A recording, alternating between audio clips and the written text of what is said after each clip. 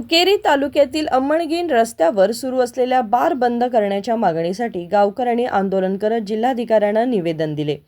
गावाच्या मुख्य रस्त्यावर असलेल्या या बारमुळे महिला आणि लहान मुलांना सुरक्षितपणे वावरता येत नाही।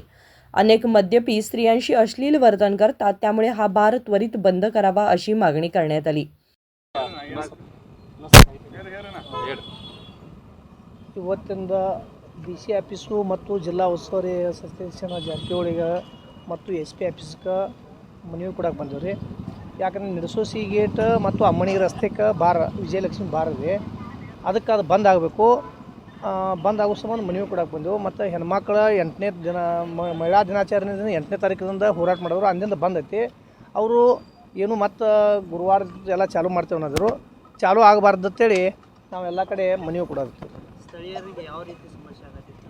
ಹೆಣ್ಮಕ್ಳಿಂದ ಅಲ್ಲಿ ಮುರಾರ್ಜಿ ಹೈಸ್ಕೂಲ್ ಅದಾವೆ ರೀ, ಮುರಾರ್ಜಿ ಹೈಸ್ಕೂಲದಿಂದ ಮುಂದೆ ಹೈಸ್ಕೂಲ್ ಕಾಲೇಜ್ ಅದಾವೆ।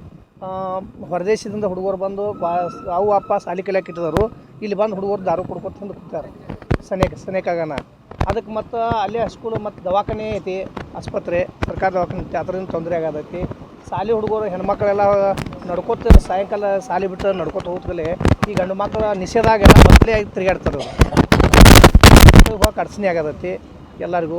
ಅದ್ರ ಸಂಬಂಧ ಅದು ಬಂದ್ ಆಗಬೇಕಂತೇಳಿ ನಮ್ಮದು ಒತ್ತಾಯ ಇದೆ। ಶಂಕರ್ ಹಾಲಪ್ಪ ಹೆಗಡೆ, ಕರ್ನಾಟಕ ಕುರಿ ಸಂಗೋಪನಾ ಉಣ್ಣೆ ಉತ್ಪಾದಕ ಸಹಕಾರ ಸಂಘ, ಉತ್ತರ ಕರ್ನಾಟಕ ನಿಗಮ ಅಧ್ಯಕ್ಷರು। ನಾವು ಇವತ್ತು ಅಮ್ಮಣಿಗೆ ಗ್ರಾಮದ ಹೆಣ್ಮಕ್ಳು, ನಮ್ಮ ಅಮ್ಮಣಿಗೆ ಗ್ರಾಮದಾಗ ಏನಾಗೈತಿ, ಒಂದು 5-6 ವರ್ಷದಿಂದ ಬಾರ್ ಚಾಲೂ ಮಾಡಿದ್ದಾರೆ।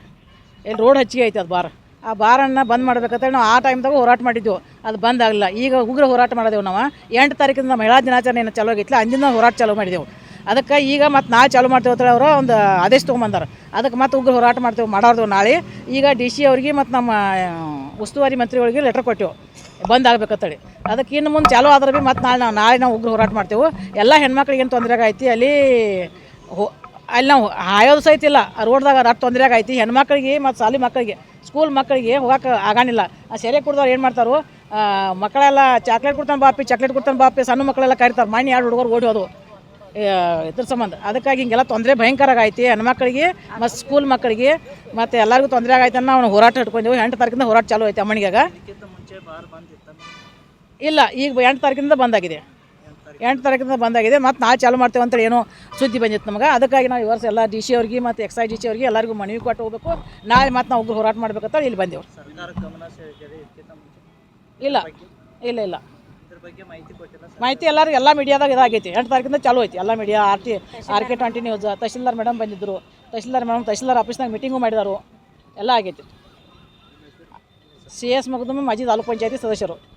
गावकऱ्यांनी जिल्हा प्रशासन आणि पोलिसांनी गैरव्यवहार करणाऱ्या बार आणि अवैध दारू विक्रेत्यांवर कठोर कारवाई करावी अशी मागणी केली आहे। संकल्प शिंदे, KMM मराठी, बेळगाव।